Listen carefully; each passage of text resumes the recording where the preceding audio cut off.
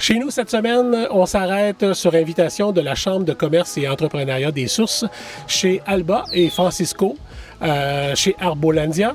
Un site de villégiature des traiteurs et restaurateurs qui invitent les gens dans leur beau site de villégiature à la campagne, dans leur ferme, à goûter des saveurs colombiennes. Donc, c'est une famille d'origine colombienne qu'on va rencontrer aujourd'hui et qui invite tous les membres de la Chambre de commerce.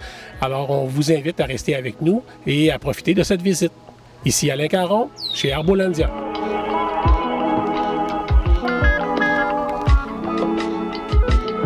Bienvenue tout le monde. Merci beaucoup Alba Francisco de nous recevoir chez vous pour la visite d'entreprise. Je suis bien contente de pouvoir faire découvrir cet environnement-là coloré et festif. On va craquer la musique tantôt. On va le mettre le son de la musique. Ça va? Oui. Ça va? OK.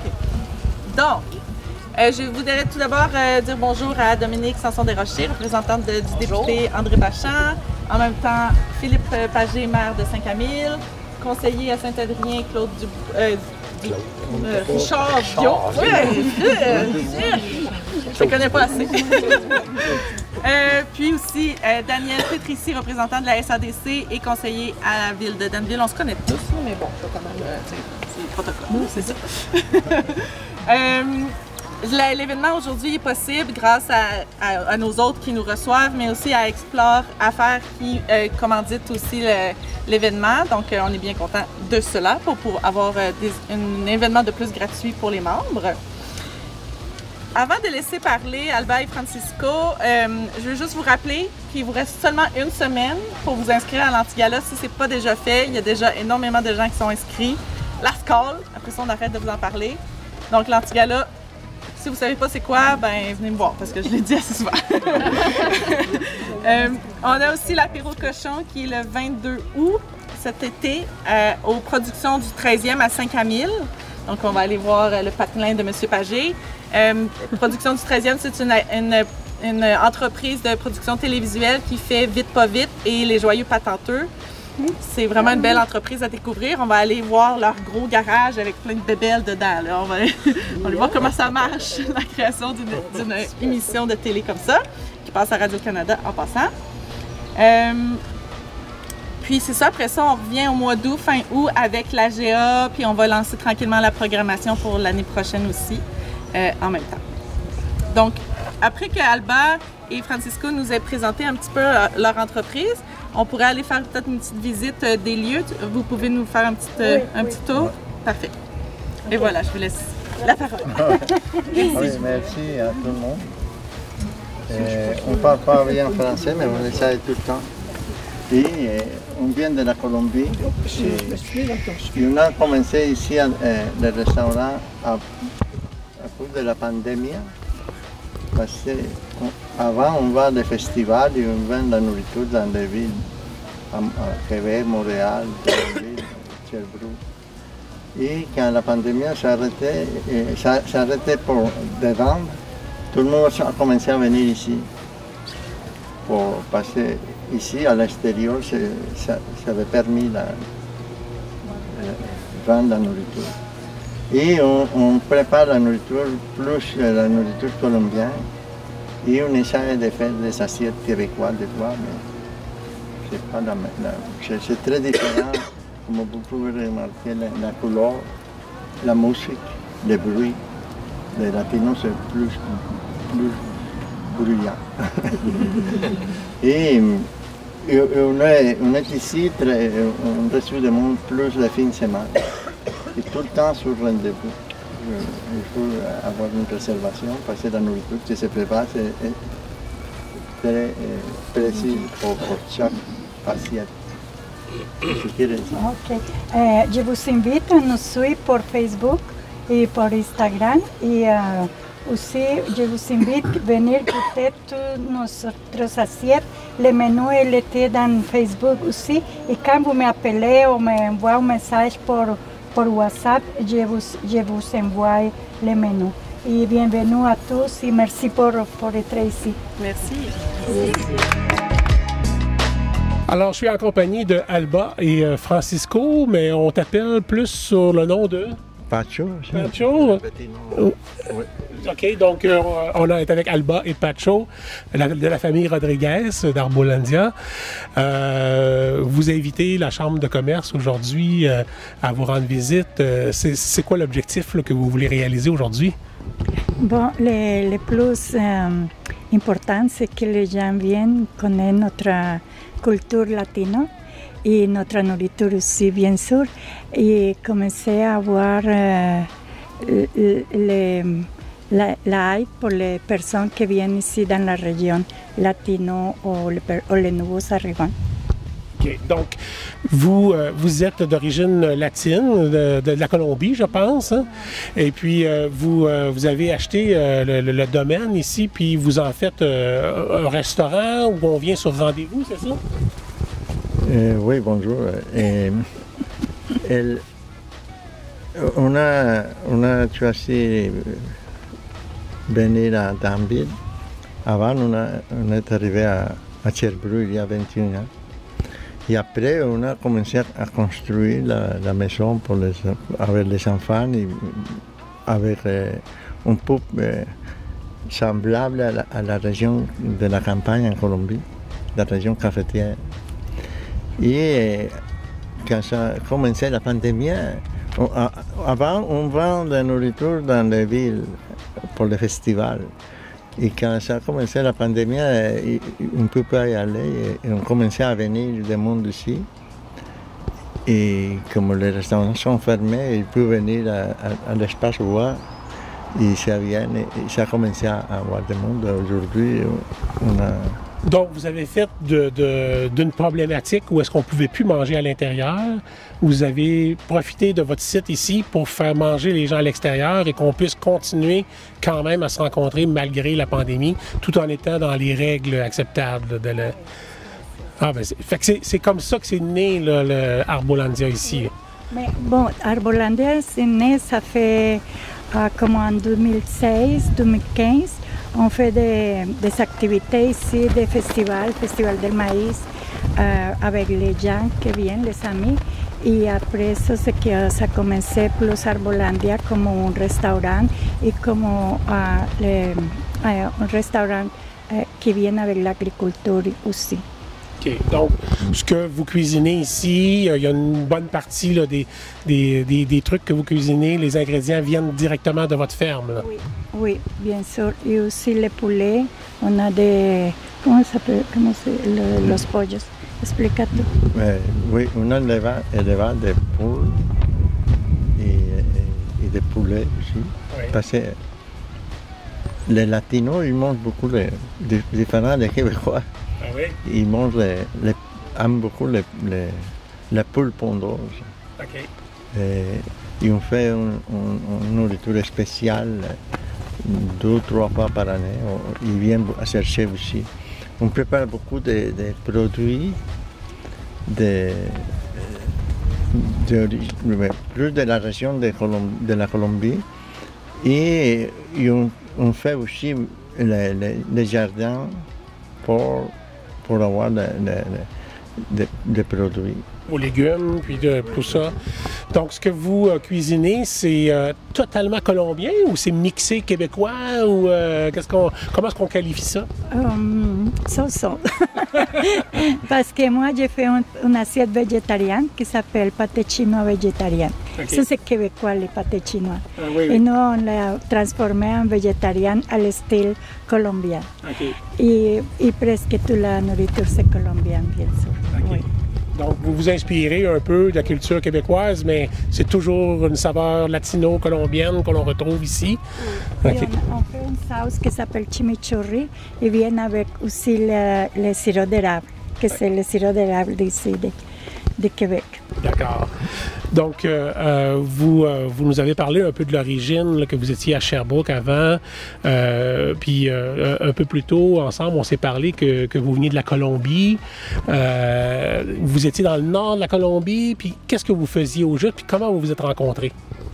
Ah oui, je viens de la région cafetière, qui est à l'intérieur, et Alba, elle vient de Bogotá.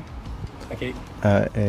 Quand on avait travaillé, on travaille pour pour bâtir des petites maisons en Colombie pour les personnes plus démunies qui sont semblables à un cabanon ou un charge ici, les maisons pour les autochtones. Et on a commencé on s'est connu, et Alba, en Colombie, elle était secrétaire. OK. Et on a bâti comment je dis, on a commencé à préparer des projets pour tout le monde. On a bâti environ 100 000 maisons. Vous avez bâti 100 000 maisons. Mais par les maisons, c'est... Des petites maisons. Là. Oui. Et, je dis mais par exemple, quand on était à la forêt de l'Amazonie, c'est des maisons en bois. C'est différent ici. Là. Ouais. Très différent. Et après, à cause des problèmes sociaux, on devait quitter la Colombie. Okay. Et on a rempli les formulaires pour venir ici. 9 mois plus tard, on était accepté. On était très contents. Même aujourd'hui, jamais. On est revenu pour visiter la famille en Colombie. OK. Il y a 21 ans. Ah oui, déjà? Donc là, ça fait 20 ans que vous êtes ici, vous étiez ingénieur là-bas, vous bâtissiez des maisons, vous arrivez ici, puis là, à force d'inviter les gens à venir sur la ferme ici, vous développez l'envie de faire manger les gens, de faire le métier de traiteur, de restaurateur. C'est ça?